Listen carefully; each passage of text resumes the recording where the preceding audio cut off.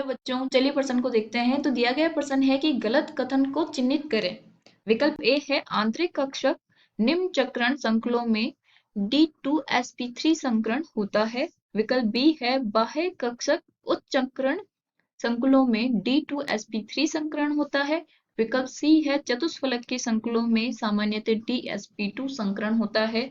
विकल्प डी है त्रिविमीय समावेशिता में ज्यामिति एवं प्राकाशिक समावेशिता शामिल होती है। तो हमें किसका चुनाव करना है? गलत कथन का। विकल्प हमें दिए गए हैं, सही विकल्प का हमें चुनाव करना है जिसमें हमारा कथन असत्य होगा। तो मुख्य अवधारणा क्या होगी? मुख्य अवधारणा हो जाएगी, एक तो हमारा क्रिस्टल क्षेत्र विपाटन सिद्धांत,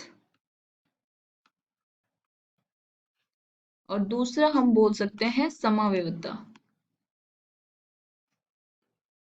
इसमें हमारे दो मुख्य अवधारणा होगी, एक तो क्रिस्टल क्षेत्र विपाटन सिद्धांत और दूसरा होगा समावेशिता। तो अब हम देखते हैं कि कौन सा कथन हमारा असत्य है। तो पहला क्या है? आंतरिक कक्षक निम्न चक्रण संकुलों में D2sp3 संकरण होता है। तो इसमें हमारे जो D कक्षक होते हैं, ये मान लिया हमारे पास, ये है D के 5 कक्षक है, इनकी ऊर्जा स्तर अलग अलग होता है। अगर अष्टफलकीय की बात करें तो ये वाला होगा अष्टफलकीय के लिए, हर के लिए, और चतुष्फलकीय के लिए इसका जस्ट उल्टा होता है।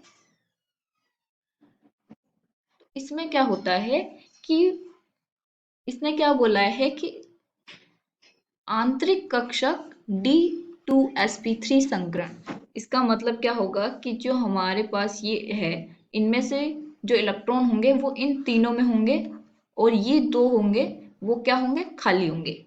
आंतरिक का मतलब होता है कि उसी n-1d होता है ना, n-1d के साथ अगर संकरण हो तो वो हमारा होता है D2sp3, और यहाँ पे जो NS आएगा और NP आएगा, तो वो क्या होगा? हमारा आंतरिक होगा।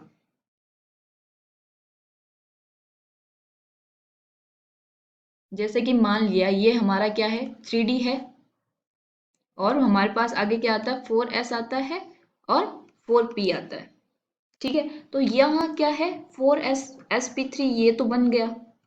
अब D अगर आप 4D वाला उपयोग करते हो तो वो तो बनाएगा sp3d2, और अगर वो आप 3D उपयोग करके बनाते हो तो वो बनाएगा D2sp3। तो ये होता है आंतरिक, और sp3d2 ये होता है बाह्य। बाह्य कक्षक का उपयोग होता है इसमें। ठीक है, तो अब बाह्य कक्षक का है तो ये वाला होता है आंतरिक के लिए। तो अगर ये वाले हमें खाली चाहिए, तो अगर यहाँ पे कोई इलेक्ट्रॉन हुआ तो उसको हम क्या करेंगे? संयुग्मन के द्वारा इधर भेजेंगे, तभी तो ये वाले हमारे पास खाली होंगे। तो इसमें क्या होगा फिर? इलेक्ट्रॉन संयुग्मित हो जाएंगे, तो चक्रण क्या होगा? निम्न।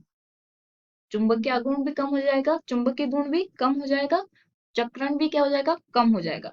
तो वो वाला क्या है? विकल्प ए क्या है? आंतरिक कक्षक D2sp3 उसमें निम्न चक्रण होता है। सही बात है, यानी कथन क्या है? सत्य है।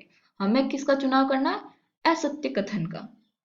विकल्प बी क्या है? बाह्य कक्षक उच्च चक्रण संकुलों में D2sp3 बाह्य कक्षक के द्वारा sp3d2 बनता है, क्योंकि बाह्यतम है तो बाहर D लगेगा, अंतर आंतरिक है मतलब अंदर की साइड, यानी कि सबसे पहले D आएगा, ये याद रखना। तो ये वाला क्या हो जाएगा? विकल्प विकल्प बी क्या है? जो हमारा कथन है वो असत्य है, तो विकल्प बी हमारा सही होगा। अब विकल्प सी किया है चतुष्फलक के संकुलों में सामान्यतः DsP2 संकरण पाया जाता है, जो कि गलत है, क्योंकि हमारा जो चतुष्फलकीय होता है उसमें हमेशा sp3 चतुष्फलकीय, इसमें हमेशा या तो sp3 80% हमारा sp3 होगा या फिर आएगा D3s। ये होता है हमारा चतुष्फलकीय। अगर आप बात करते हो DsP2, वो होता है समतल वर्गाकार। समतल वर्गाकार, उसकी ज्यामिति होगी समतल वर्गाकार। तो इसने क्या बोला, चतुष्फलकीय संकुलों में सामान्यतः DsP2 संकरण होता है, जो कि गलत है। हमें कथन असत्य कथन चुनाव करना है, तो विकल्प सी भी आएगा हमारा। अब विकल्प डी आइए, त्रिविम ज्यामिति में त्रिविम समवायता में ज्यामिति और प्रकाशिक समवायता शामिल होती है। तो त्रिविम में अब हमारा समवायता दो में होता है, एक तो संरचनात्मक और एक होता है त्रिविमीय। त्रिविमीय में भी दो होता है, एक ज्यामिति और दूसरा होता है प्रकाशिक, जिसको हम यहाँ पे लिख सकते हैं। अगर हम समवायता, तो ये दो पार्ट में होता है, एक तो होता है संरचनात्मक और दूसरा होगा त्रिविमीय। तो त्रिविम में एक तो आता है हमारा ज्यामिति और दूसरा आता है हमारा प्रकाशिक। तो हमारा कथन फोर्थ यही बोल रहा है कि त्रिविमीय में ज्यामिति प्लस प्रकाशिक आता है।